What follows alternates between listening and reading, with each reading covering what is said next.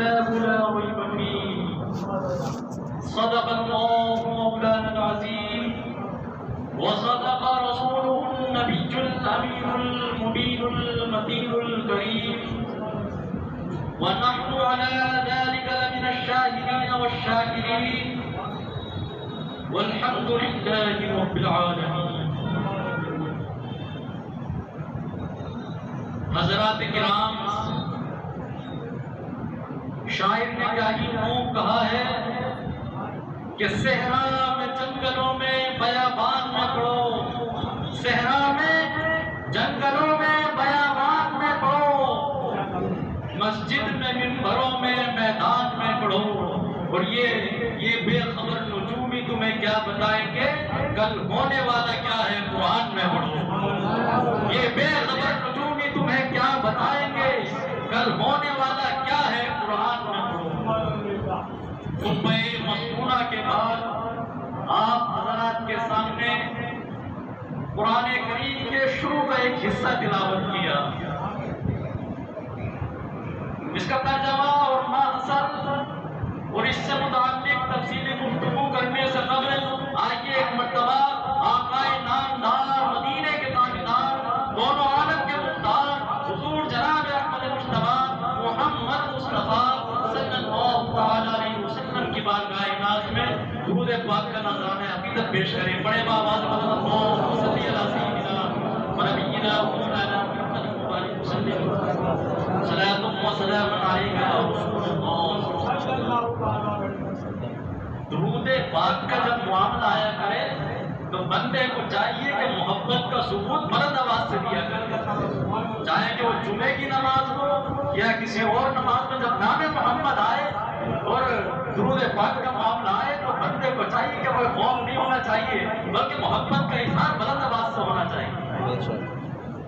تو اسی لیے ہمیں چاہیے کہ درود پاک کا نذرانہ عقیدت عشق اور محبت کے ساتھ اور پھر اس کے ساتھ ساتھ بلند آواز سے ہونا چاہیے. ایسا نہیں ہونا چاہیے کہ چند لوگ جو ہے درود پاک پڑھ لیتے ہیں اور پھر یہ فرض کفایہ سمجھ کر اکثر لوگ خاموش بیٹھ جاتے ہیں. غیر مناسب ہے، کیونکہ نبی اکرم صلی اللہ علیہ وسلم کا نامی جب زبان پر آئے تو پھر قرۃ عینی میں گیا رسول اللہ صلی اللہ علیہ وسلم، آپ ہماری آنکھوں کی ٹھنڈک یا رسول اللہ. یہ لفظ زبان سے نکلے، یہ امتی کا ایک حق ہے اور امتی کا فریضہ ہے. بہرحال اللہ جل شانہ امن ابد اپنے کلام کے اندر ارشاد فرماتا ہے الف لام میم ذالک الکتاب لا ریب فیہ. یہ جو الف لام میم کے جو لفظ ہیں انہیں حروف مقطعات کہا جاتا ہے، یعنی ان کے مطلب انسان نہیں سمجھ سکتا. اس کے نیچے لکھا ہوا ہوتا ہے ترجمے میں واللہ اعلم بالصواب، یعنی اللہ اس کا رسول زیادہ بہتر جانتا ہے. ذالک الکتاب لا ریب فیہ. اے لوگوں، یہ قرآن کریم ایک ایسی کتاب ہے جس میں کوئی شک و شبہ نہیں، جس میں کوئی شک کی گنجائش نہیں. لا ریب فیہ ھدی للمتقین، اور ہم نے لوگوں کے لیے اس کو ہدایت بنا دیا. یہ قرآن کریم ہر انسان کے لیے حکمتوں سے بھرا، رحمتوں سے بھرا، برکتوں سے بھرا ایک ذخیرہ ہے، اور یہ انسان کے فائدے کے لیے، انسان کی طرز زندگی کے لیے جو ہے پیدا کیا گیا. اب ہم ایک گہرائی کی نظر سے سوچیں کہ قرآن کریم حقیقتاً ہے کیا. تو حقیقت میں ہمیں معلوم ہوگا کہ اگر قرآن کریم کی ہم حقیقت جانیں تو یہ خدا پروردگار عالم کی وہ باتیں ہیں کہ جو جبریل امین کے ذریعے اللہ تبارک و تعالیٰ نے محبوب تک پہنچائی. گویا کہ کوئی بندہ قرآن کریم کی تلاوت کرتا ہے تو حقیقتاً وہ اپنے مولا سے باتیں کرتا ہے. حضرت شیخ سعدی فرماتے ہیں کہ جس کو اپنے خدا سے ملاقات کرنا ہو، اپنے خدا سے باتیں کرنا ہو تو اس کو چاہیے کہ وہ قرآن کریم کھول لے اور اس کی تلاوت کرے اور پھر ملاقات کرے اپنے خدا سے. حضرت صالح رضی اللہ تعالیٰ عنہ اور دیگر انبیاء کرام جب اللہ تبارک و تعالیٰ نے انبیاء کرام کو اس دنیا مبعوث فرمایا تو کوئی نہ کوئی خصوصی حکمت کے تحت جو ہے مبعوث فرمایا. اور یہ بھی ایک حکمت ہے کہ جب اللہ تبارک و تعالیٰ نے اپنے انبیاء کو بھیجا تو کوئی نہ کوئی خاص معجزہ لے کر بھیجا. مثال کے طور پر حضرت داؤد علیہ السلام جس وقت مبعوث کیے گئے تو اس وقت حال یہ تھا کہ لوگ لوہے کی کاریگری میں بڑا ماہر ہوا کرتے تھے. لوہے کو دباتے تھے اور پھر اسے موڑ کر جو ہے شکل اور صورت بنا دیا کرتے تھے, اوزار بنایا کرتے تھے. اس وقت میں لوہے کے بڑے بڑے ماہرین, اور اس وقت حضرت داؤد علیہ السلام کو بھیجا گیا اور ان کا معجزہ یہ تھا کہ لوگ آگ کے اندر دبا کر لوہے کو موڑ کیا کرتے تھے. اور جب حضرت داؤد علیہ السلام کے ہاتھ میں لوہا آتا تھا تو وہ حضرت داؤد کے ہاتھوں سے خود بخود جو ہے وہ ہو جاتا تھا, اور جس طرف چاہتے جس سمت چاہتے اسے موڑ کر دیا کرتے. حضرت صالح علیہ السلام کے زمانے میں اللہ تبارک و تعالیٰ نے ایسا کرم فرمایا کہ اس وقت پتھر تراشی کا معاملہ تھا اور بڑے بڑے کاریگر ہوا کرتے تھے. اللہ تبارک و تعالیٰ نے اس وقت میں حضرت صالح کو یہ معجزہ عطا فرمایا کہ انہوں نے پتھر کے اندر سے ایک اونٹنی کو نکال دیا. بے جان پتھر کے اندر سے ایک جاندار اونٹنی کو نکالا کہ جن پتھروں کے اندر لوگ نقش و نگاری کیا کرتے تھے, لوگ نقشے بناتے تھے, انہیں پتھروں کو تراش کر گھر بنا لیا کرتے تھے. حضرت صالح علیہ السلام نے اسی بے جان پتھر سے ایک جاندار کو نکالا اور ایک اونٹنی کو نکال دیا. حضرت موسیٰ علیہ السلام کے زمانے کے اندر لوگ جو ہے وہ جادوگری کا ایک ماحول تھا اور بڑے عروج پر تھا. بڑے سے بڑا جادوگر اس زمانے میں پایا جاتا تھا. اللہ تبارک و تعالیٰ نے حضرت موسیٰ کو عصا عطا فرمایا اور فرمایا کہ اے موسیٰ, جہاں جیسے تمہیں ضرورت پڑے اس عصا کو استعمال کر لینا. کبھی وہ عصا جو ہے وہ بکریاں چرانے کے کام آتی تھی, کبھی جو ہے وہ عصا اپنے سہارے کے لیے کام آتی تھی, اور جب جو ہے جادوگر رسی ڈال دیا کرتے ہیں تو وہی عصا دبا بن جاتی ہے. یہ معجزہ کا فرمایا موسیٰ علیہ السلام. حضرت عیسیٰ علیہ السلام کے زمانے میں طبیبوں کا ایک عجیب مجمع تھا اور بڑے سے بڑے طبیب ہوا کرتے تھے. اس وقت کے عالم میں 3 امراض کے علاوہ وہ لوگ تمام مرضوں میں ماہر ہوا کرتے تھے. 3 مرضوں کا حضرت عیسیٰ کی قوم کے طبیبوں کے پاس علاج نہیں تھا. سب سے پہلی چیز کہ جو مادر زاد اندھا ہو اس کا کوئی علاج نہیں تھا, دنیا میں علاج ہی موجود نہیں تھا. اور دوسری چیز کہ جو کوڑ کے مرض میں مبتلا ہوا اس وقت کوڑ کا مرض ایک شباب پر تھا, تو جو کوڑ کے مرض میں مبتلا ہو گیا تو وہ وہاں کے طبیبوں سے ٹھیک نہیں ہوتا تھا. اور پھر تیسرا موت کا علاج جو انسان کے پاس نہیں تھی. اللہ تبارک و تعالیٰ نے حضرت عیسیٰ کو بھیجا اور اس طرح معجزہ بنا کر بھیجا کہ جب حضرت عیسیٰ مردے کو ٹھوکر مارا کرتے تھے تو مردہ زندہ ہو جاتا تھا. جب حضرت عیسیٰ مادر زاد اندھے کی آنکھوں پر ہاتھ پھیرا کرتے تھے تو حضرت عیسیٰ کی برکت سے اور اللہ تبارک و تعالیٰ کے کرم سے وہ بینا ہو جایا کرتا تھا, اس کی آنکھوں میں روشنی آ جاتی تھی. کوڑ کے مریض کے اوپر جب ہاتھ پھیرا کرتے تھے تو اللہ تبارک و تعالیٰ کا کرم دیکھو کہ وہ اٹھ کے کھڑا ہو جاتا تھا. تو یہ اللہ تبارک و تعالیٰ نے انبیاء کو معجزے عطا فرمائے, انبیاء کو مقام عطا فرمائے. لیکن جب میرے حضور کی باری آئی, جب میرے سرکار کی باری آئی تو اس وقت کے عالم میں شعر و شاعری کا ایک عظیم مجمع تھا. بڑے سے بڑے شعر اور بڑے سے بڑے شعراء اس وقت میں پائے جاتے تھے.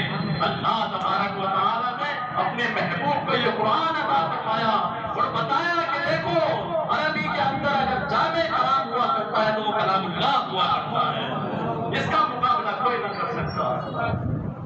وَإِن كُنتُمْ فِي رَيْبٍ مِّمَّا نَزَّلْنَا عَلَىٰ عَبْدِنَا, اے لوگو اگر اس کتاب کے معاملے میں تمہیں شک ہے کہ یہ اللہ کی طرف سے نہیں ہے یا یہ حق نہیں ہے تو پھر فرمایا فَأْتُوا بِسُورَةٍ مِّن مِّثْلِهِ, اس کی طرح ایک سورت لے آؤ. اور فرمایا نہیں لا سکتے کیونکہ یہ کلام اللہ ہے اور خدا کا کلام ایسا جامع ہے کہ ایک ایک لفظ کے اندر 10 20 معنی چھپے ہوئے ہیں. اللہ اکبر. لفظ عین آپ کو کہا جاتا ہے, لفظ عین آپ کو کہا جاتا ہے عربی کے اندر. اب لفظ عین کے 26 معنی آتے ہیں, 26 معنی. تو پتا چلا کہ یہ کلام جانے ہے اور یہ کب جانے ملتا ہے. فاتو بسورۃ من مثلی وادعوا شہداءکم، اور لاؤ اپنے دوستوں کو اور اپنے بڑے سے بڑے عالم کو، لیکن تم نہیں کر سکتے. یہ اللہ تبارک و تعالیٰ کا کلام ہے.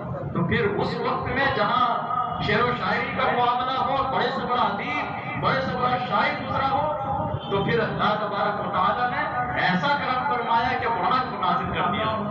مکے کے اندر ایک انگیٹھی کے اندر سورہ انا اعطیناک الکوثر یہ 6 مہینے ٹنگی رہی، لیکن اس کا فلسفہ اور اس کا مطلب جو ہے یہ بڑے سے بڑے ادیب سب فیل ہو گئے. اللہ اکبر. کہا گیا تھا کہ لا انا اعطینا کے مقابلے میں کوئی آیا تو پھر نہیں لا سکے. تو یہ قرآن کریم ہدی للمتقین، یہ پرہیزگاروں کے لیے ہدایت بنا کر بھیج دی گئی ہے. اور کہا جائے تو یہ بھی کوئی بے جانا ہوگا، فرمایا کہ نبی اکرم صلی اللہ علیہ وسلم کو ہم نے اس لیے بھیجا اور یہ کتاب کلام اللہ اس لیے نازل فرمائی کہ بندے کو اگر حکم کی ضرورت پڑے تو وہ قرآن سے لے لے، اور اگر اسے پریکٹیکلی اگر اسے دیکھنا ہو تو پھر رسول اللہ کی زندگی کو دیکھ لے. اللہ اکبر. ہمارے محبوب کی زندگی کو دیکھے. اللہ اکبر. ہم نے اپنے محبوب کو لباس بشریت اسی لیے پہنایا ہے کہ اگر بندے کو زندگی گزارنے کا طریقہ معلوم ہونا نہ ہو، اگر معلوم نہ ہو تو پھر اپنے محبوب کی زندگی کو دیکھے اور دیکھے سرکار مدینہ کی زندگی کو. لقد کان لکم فی رسول اللہ اسوۃ حسنہ.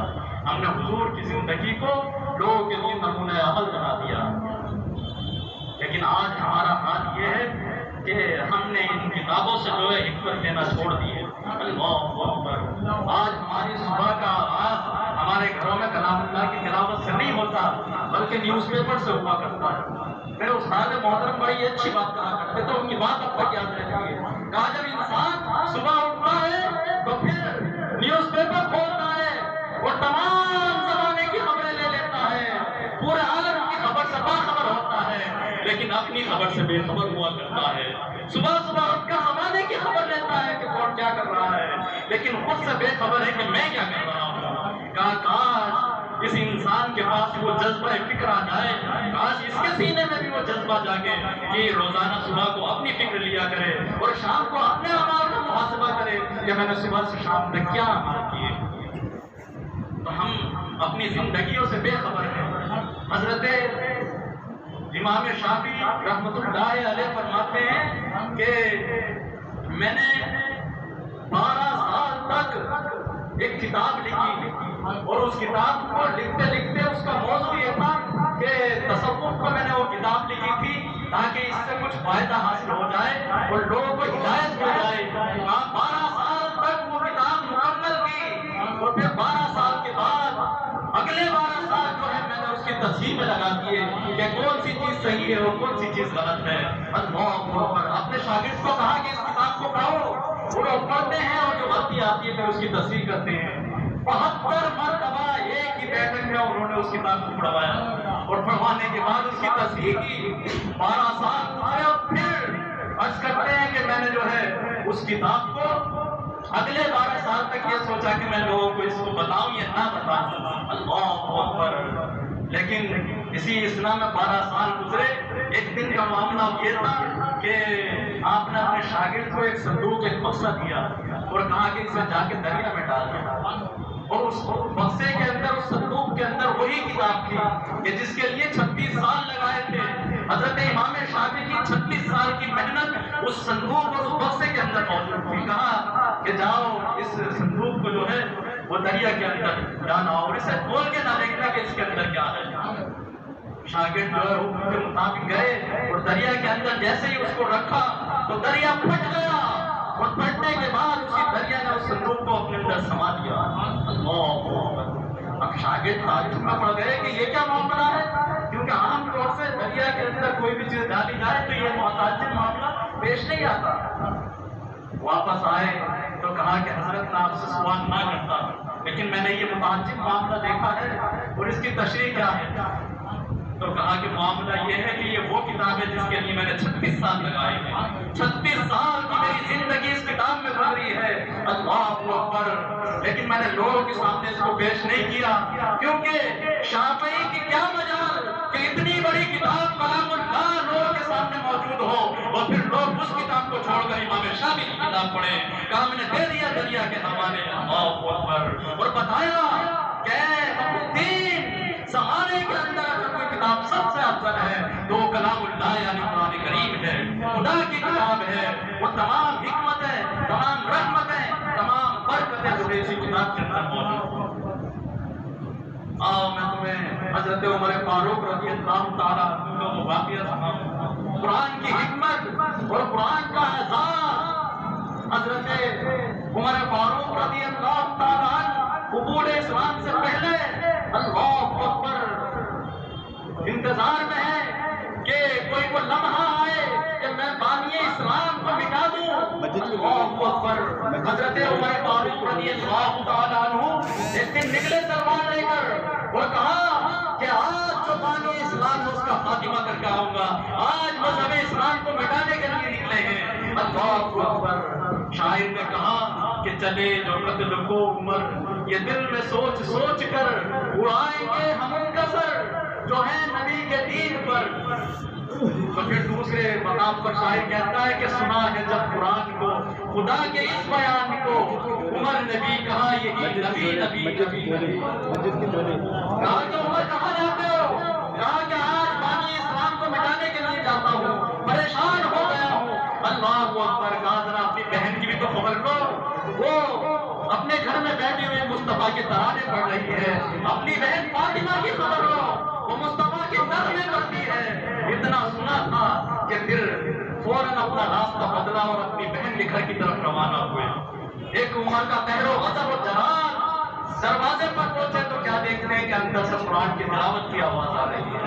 اللہ اکبر، دروازہ کھٹکھٹایا، قہر و غضب کے اندر بہن بھی سمجھ گئی جہاں یہ عمر دروازے میں آ گئے ہیں، فوراً معلم کو ایک طرف چھپایا اور دروازہ کھولا تو کہا کہ اے فاطمہ، ایک زمانے تک ہمارے آبا و اجداد نے بتوں سے بے وفائی نہیں کی ہے۔ اللہ اکبر، آج تو پہلی ایک ایسی لڑکی ہے جس نے ہمارے آبا و اجداد کے ماننے والے بتوں سے بے وفائی کی ہے، آج تو اپنے دین سے جو ہے منحرف ہو گئی ہے۔ مارنے لگے، تکلیفیں دی، اتنا مارا کہ تاریخ بتاتی ہے کہ حضرت فاطمہ رضی اللہ تعالی عنہا کے سر اقدس سے خون جاری ہو گیا۔ لیکن انہوں نے بھی کہا کہ اے عمر، تم بھی خطاب کے بیٹے ہو اور میں فاطمہ، میں بھی خطاب کی بیٹی ہوں، لیکن یاد رکھو یہ کھال اڑ جائے تو اڑ جائے، جان چلی جائے تو چلی جائے، لیکن مصطفیٰ پیارے کا دامن ہمارے ہاتھوں سے نہیں چھوٹے۔ کہا یہ جان تو جانا گوانا ہو سکتی ہے، یہ کھال یہ چمڑی ادھڑے تو ادھڑے، لیکن مصطفیٰ پیارے کی محبت دل میں اکھڑ کر چکی ہے۔ اللہ اکبر، تو کہا یہ تو بتا کہ آخر معاملہ کیا ہے، کون سی ایسی چیز ہے جس نے تیرے اندر اس طرح مذہب اسلام کو سرایت کر دیا ہے؟ تو کہا ابھی جو تلاوت ہو رہی تھی ذرا مجھے سنا سکتی ہو، کیا ہے وہ؟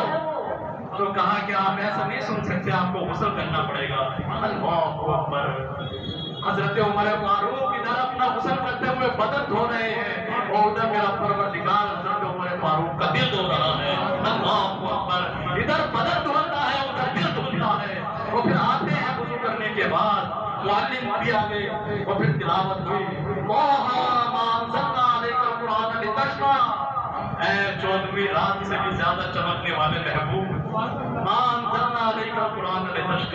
ہم نے قرآن کو اس لیے تو نازل نہیں کیا تھا کہ آپ جو ہے مشقت میں پڑ جائیں، آپ تکلیف میں پڑ جائیں۔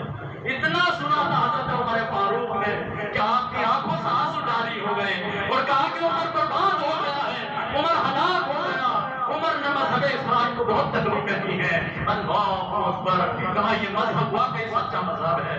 اپنے بہنوئی کو ساتھ میں لیا اور پھر نکل پڑے دربار میں حضور جناب احمد مصطفیٰ محمد مصطفیٰ صلی اللہ علیہ وسلم کے۔ ادھر حضور اکرم صلی اللہ علیہ وسلم راتوں کو اٹھ کر تیسرے محل دعائیں مانگتے ہیں، اے مولا پروردگار عالم مجھے عمر عطا فرما دے، مجھے عمر عطا فرما دے، اے مولا مذہب اسلام کو قوت اور طاقت عطا فرما دے، مجھے عمر عطا فرما دے۔ حضور فرماتے ہیں کہ عمر میرا مرید نہیں ہے، باقی صحابہ میرے مرید ہیں، لیکن عمر میری مراد ہے۔ اللہ اکبر، مرادوں میں مان کے جو ہے حضرت عمر کو مانگا گیا تھا۔ رات کے تیسرے پہر اٹھ کے گئے محبوب مصطفیٰ کی چوکھٹ پر پہنچے صحابی نے دروازے کے سوار سے جھانک کر دیکھا تو حضرت حمزہ رضی اللہ تعالیٰ عنہ سے کہا کہ عمر دروازے پہ ہے اور ان کے گلے پہ میان پر تلوار پڑی. تو کہا کہ کھول دو دروازہ.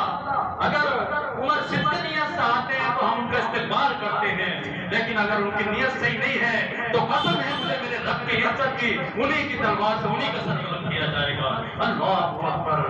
لیکن ادھر تو معاملہ کچھ اور ہی تھا. جب دروازہ کھولا گیا تو وہ عمر کہ جن کا روح اور دبدبہ پورے مکے میں رہا کرتا تھا، اللہ اکبر، نظریں جھکی ہوئی ہیں، آنکھوں میں آنسو ہے، اور جو ہے مصطفیٰ پیارے کے سامنے کھڑے ہوئے ہیں.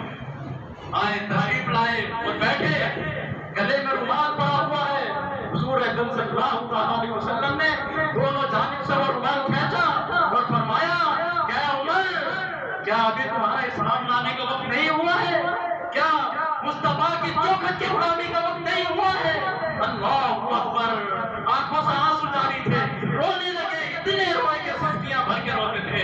حضور نے سینے سے لگایا، اللہ اکبر، کہا یا رسول اللہ معافی معافی، یا رسول اللہ صلی اللہ علیہ وسلم، میں نے پوری زندگی اب تک کی جو ہے مذہب اسلام کو تکلیفیں دی ہیں، آج میں آپ کے دست کرم کا مسلمان ہونا چاہتا ہوں. یا رسول اللہ، آج وقت آ گیا ہے کہ آج عمر بھی آپ کا ہو گیا ہے، آج سے یہ سانسیں آپ کی ہوئی، آج سے جسم کا ایک ایک حصہ آپ کا ہوا، آج سے جو ہے عمر آپ کا ہو گیا ہے. اور پڑھ لیا کلمہ طیبہ لا الہ الا اللہ محمد رسول اللہ کی محمد سے وفا تم نے تو ہم تیرے ہیں، اور یہ جہاں چیز ہے کیا لوگوں کو ہم تیرے ہیں.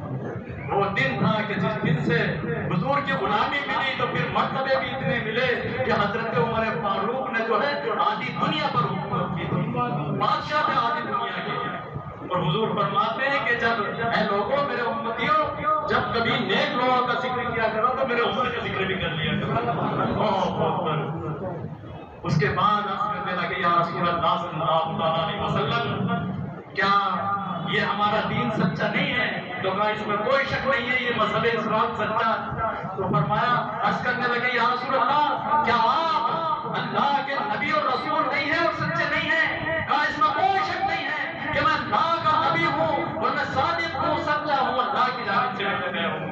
اللہ اکبر. تو عرض کرنے لگے یا رسول اللہ، تو پھر ہم چھپ چھپ کے عبادت کیوں کرتے ہیں؟ اللہ اکبر. جب ہمارا دین بھی سچا ہے، ہمارا مذہب اسلام سچا ہے اور آپ بھی صادق ہیں، تو آج سے چھپ کے عبادت نہیں ہوگی، بلکہ آج سے جو ہے کھلے میدان کے اندر عبادت کی جائے گی. اور اس وقت 39 مومنین تھے اور 40 وہ شخص حضرت عمر فاروق تھے. وہ پھر جانے ہوئے صحن حرم میں جا کر پھر نماز پڑھی گئی، الاحرام نماز پڑھی. اور پھر مکے کی طرف گئے اور کہا کہ اے لوگوں، میں تمہیں خبر دیتا ہوں کہ آج سے میں نے مذہب اسلام کا دامن تھام لیا ہے.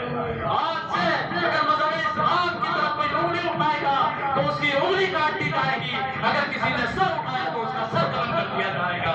آج سے نماز جو ہے وہ عمر فاروق کی تلوار کے سائے میں ہوا کرے گی. تو یہ اللہ تبارک و تعالیٰ نے قوت اور جو جلال عطا فرمایا تھا، وہ تو انتظار میں تھے کہ آج جو عمر بانی اسلام کو ہی ختم کرنے گیا ہے، آج تو اسلام مٹ ہی جانا ہے. لیکن انہیں کیا پتا تھا کہ یہ عمر جو درباروں کے سائے میں جو ہے مسلمانوں کے خلاف کھڑا ہوا کرتا تھا، آج محمد عربی کا نوکر بن کر آیا ہے. اللہ اکبر. کہ محمد سے وفا نے تو ہم تیرے ہیں، اور یہ جہاں چیز ہے کیا لوگوں کو ہم تیرے ہیں. اللہ تبارک و تعالیٰ نے ایسا جلال عطا فرمایا. وہ پھر ایک ایک گھر میں جا کر دروازے پر جا کر کہتے تھے اے لوگوں، اگر کسی کو اپنی بیوی بچے یتیم کرنا ہو تو وہ مذہب اسلام کے خلاف کھڑا ہوتا ہے. اگر کسی کو جو ہے اپنے والد کے سر سے سایہ اٹھانا ہو تو وہ مذہب اسلام کے خلاف کھڑا ہو جائے، کیونکہ آج سے جو ہے مذہب اسلام کے ساتھ عمر فاروق کی تلوار پڑی ہوگی. اللہ اکبر. اور پھر جو مرتبے اور مقام ملے اور جو پھر مذہب اسلام کو قوت ملی، وہ اللہ تبارک و تعالیٰ نے ایسا کرم فرمایا کہ پھر زمانے کے اندر اسلام پھیلا. اور پھر ایسا پھیلا کہ آج تک جگہ جگہ گھر گھر کے اندر جو ہے نعرے تکبیر کی صدائیں بول رہی ہیں، خدا اور رسول کی صدائیں بولتی ہیں. اللہ اکبر. گھر گھر نام لیا جاتا ہے اللہ اور اس کے رسول کا. یہ مذہب اسلام، یہ مذہب دین جو ہے درباروں کے سائے میں نہیں پھیلا، بلکہ